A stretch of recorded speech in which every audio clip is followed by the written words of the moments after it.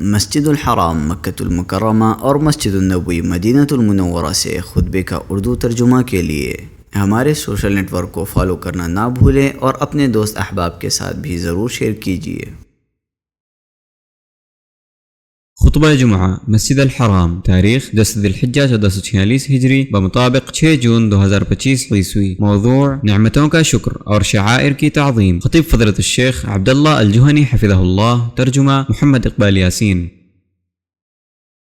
تمام تعریف اللہ کے لیے ہے، میں اس کی حمد بیان کرتا ہوں، اسی سے مدد مانگتا ہوں، اسی سے مغفرت طلب کرتا ہوں اور اسی سے ہدایت چاہتا ہوں۔ میں اللہ پر ایمان رکھتا ہوں، اس کا انکار نہیں کرتا، اور جو اللہ کا انکار کرے میں اس سے دشمنی رکھتا ہوں۔ میں گواہی دیتا ہوں کہ اللہ کے سوا کوئی معبود برحق نہیں، اس کا کوئی شریک نہیں، اور محمد اللہ کے بندے اور رسول ہیں۔ اللہ آپ پر، آپ کے اہل بیت پر درود اور بہت زیادہ سلامتی نازل فرمائے۔ اما بعد، اللہ کے بندو، اللہ تعالیٰ کا تقوی اختیار کرو، تقوی ہی تمام امور کی اصل اور بنیاد ہے۔ اللہ سے ڈرو، وہ تمہارے چھپے اور کھلے تمام اعمال کو جانتا ہے۔ صرف اللہ واحد کی وحدانیت کا اقرار کرو اور صرف اسی ایک کی عبادت کرو، لہذا صرف اسی سے دعا کرو، اسی کو یاد کرو اور اسی کی طرف متوجہ ہو۔ توبہ کے ذریعے اپنے نفسوں کا تزکیہ کرو، انہیں پاک و صاف کرو، اللہ کا شکر ادا کرو، اس نے تمہارے لیے آج کے اس معزز ترین دن میں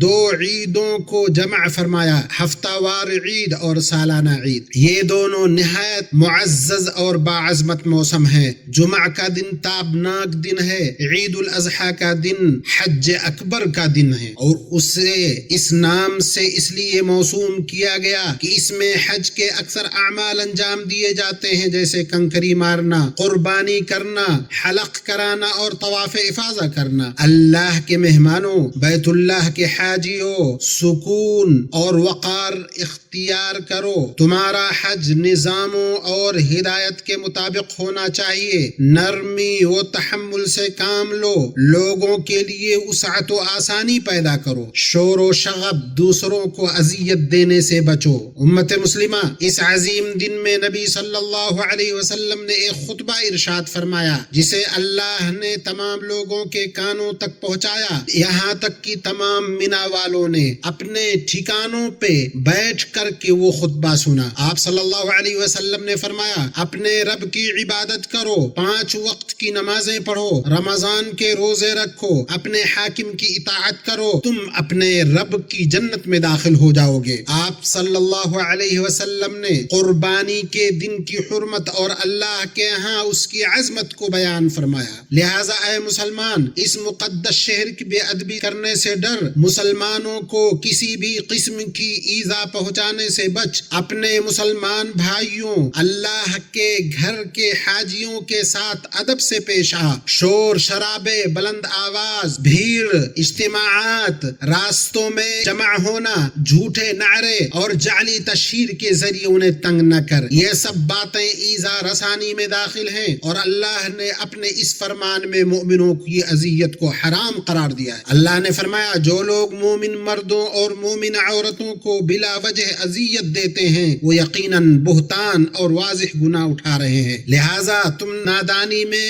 گناہ میں مت پڑو، لا علمی میں اپنے اعمال کو ضائع مت کرو، اپنی عید کو گناہ کر کے داغدار نہ کرو۔ سنو مسلمانوں، اس روشن دن میں ایک بہت اہم بات کی طرف توجہ دینا ضروری ہے، اور یہ کہ اللہ عز و جل کا تقرب حاصل کرنے میں اخلاص پایا جائے، ریاکاری اور دکھاوے سے دوری اختیار کیا جائے۔ لہذا اے مسلمان، اللہ سے ڈر، اس کے لیے اخلاص پیدا کر تو اس کا ثواب اور خوشنودی پالے گا، اور اللہ کو ان گنے چنے دنوں میں یاد کرو، پھر جو 2 دنوں میں جلدی کرے تو اس پر کوئی گناہ نہیں، اور جو تاخیر کرے اس پر بھی کوئی گناہ نہیں، اس شخص کے لیے جو تقوی اختیار کرے۔ اللہ مجھے اور آپ کو قرآن کی برکتوں سے نوازے، اور مجھے اور آپ کو اس کی تعلیمات سے فائدہ پہنچائے۔ میں اپنی یہ بات کہتا ہوں، اپنے لیے اور تمام مسلمانوں کے لیے مغفرت طلب کرتا ہوں، تم بھی مغفرت طلب کرو، بہت زیادہ بخشنے والا مہربان ہے۔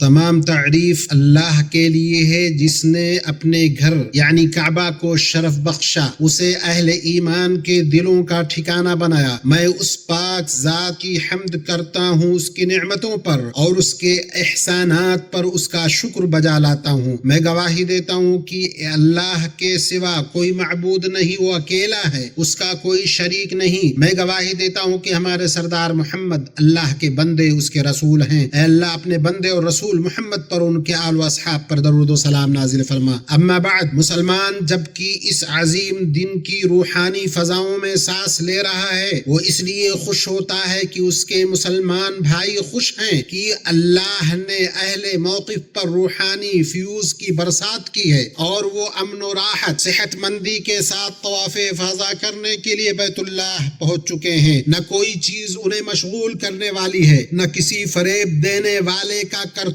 انہیں بہکانے والا ہے، نہ ان کے خوشگوار قیام میں کوئی بدمزگی پیدا کرنے والا ہے۔ سو ہم اپنے رب عز و جل کی طرف حمد و شکر اور ثنا کے ساتھ متوجہ ہوتے ہیں کہ اس نے یہ نعمتیں اور برکتیں عطا فرمائی۔ ہم اللہ تبارک و تعالی سے دعا کرتے ہیں کہ وہ حج کے امور کے ذمہ داران کی مدد فرمائے، انہیں بیت اللہ کے حاجیوں کی خدمت کی توفیق عطا فرمائے، اور خادم حرمین شریفین شاہ سلمان بن عبد العزیز اور ان کے وفا شعار ولی عہد وزیر اعظم شہزادہ محمد بن سلمان کی قیادت میں ان حاجیوں کے مناسک کی ادائیگی کو آسان بنائے۔ اللہ ان دونوں کی اور ان دونوں کی نیک حکومت کی مدد کرے۔ مملکت سعودی عرب کے تمام ادارے حرمین شریفین کی خدمت اور اللہ کے مہمانوں کی خدمت اور ان کی راحت کے لیے مسلسل لگے ہوئے ہیں۔ اللہ ان سب کو اسلام اور مسلمانوں کی طرف سے بہترین جزائے عطا فرمائے، اور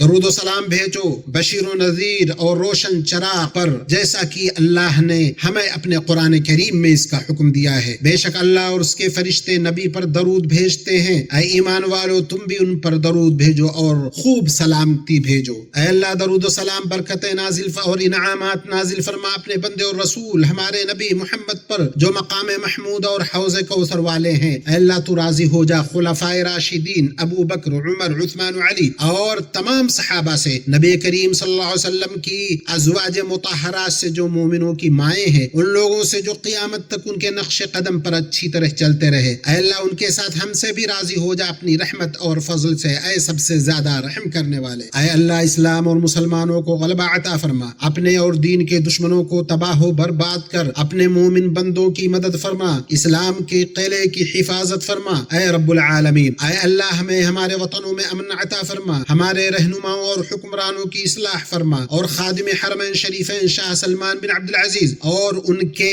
امانت دار ولی عہد شہزادہ محمد بن سلمان کی عزت، طاقت اور فتح مبین کے ساتھ مدد فرما۔ اے اللہ انہیں مکمل صحت و عافیت سے رکھ، حرمین شریفین اسلامی مقدسات اور مسلمانوں کے لیے ان کی خدمات کا انہیں بہترین اور پورا بدلہ عطا فرما۔ اے اللہ مسلمانوں کے تمام حکمرانوں کو ان چیزوں کی توفیق دے جن میں ان کے دین اور ان کے ملک کی بھلائی ہو۔ اے اللہ ہمارے فوجیوں کی حفاظت فرما، ہماری سرحدوں اور محاذوں کو محفوظ رکھ، ہمارے امن کے محافظوں کی حفاظت رکھ۔ اے اللہ ہمارے فوجیوں کی حفاظت فرما۔ اے اللہ فلسطین میں کمزور مسلمانوں کو نجات عطا فرما۔ اے اللہ یہودی غاصبوں پر اپنی پکڑ سخت کر۔ اے اللہ ہم تجھ سے ایسی خوشی مانگتے ہیں جو ہمارے دلوں کو لبریز کر دے، یعنی مسجد اقصی کو صہیونی غاصبوں سے آزاد کرانے کی خوشی، اور دنیا کے ہر کونے میں مسلمانوں کی اپنے ظالم دشمنوں پر فتح کی خوشی۔ اے اللہ حاجیوں کی حفاظت فرما، ان کے حج کو ان کے لیے آسان بنا، ان کے حج کو مقبول بنا، ان کی کوششوں کو قابل قدر بنا، ان کے گناہوں کو معاف فرما، انہیں ان کے گھروں کی طرف صحیح سلامت اور کامیابی کے ساتھ لوٹا۔ اے اللہ ہم تجھ سے مغفرت طلب کرتے ہیں، بے شک تو بڑا بخشنے والا ہے، سو ہم پر آسمان سے خوب بارش نازل فرما۔ اے اللہ ہمیں بارش دے، ہمیں بارش عطا فرما۔ اے اللہ ہم تیری ایک مخلوق ہیں، ہمارے گناہوں کی وجہ سے ہم سے اپنا فضل نہ روک، اے اللہ ہمیں ہماری مدد فرما۔ اللہ کے بندو، یقیناً اللہ تمہیں عدل و احسان کا اور قریبی رشتہ داروں کو دینے کا حکم دیتا ہے، اور فحاشی، برائی اور ظلم و زیادتی سے منع کرتا ہے۔ وہ تمہیں نصیحت کرتا ہے تاکہ تم نصیحت پکڑو، اور اللہ کو یاد کرو، تمہیں یاد رکھے گا۔ اس کی نعمتوں پر اس کا شکر ادا کرو، وہ تمہیں اور زیادہ دے گا، اور اللہ کا ذکر سب سے بڑا ہے، اور اللہ جانتا ہے جو کچھ تم کرتے ہو۔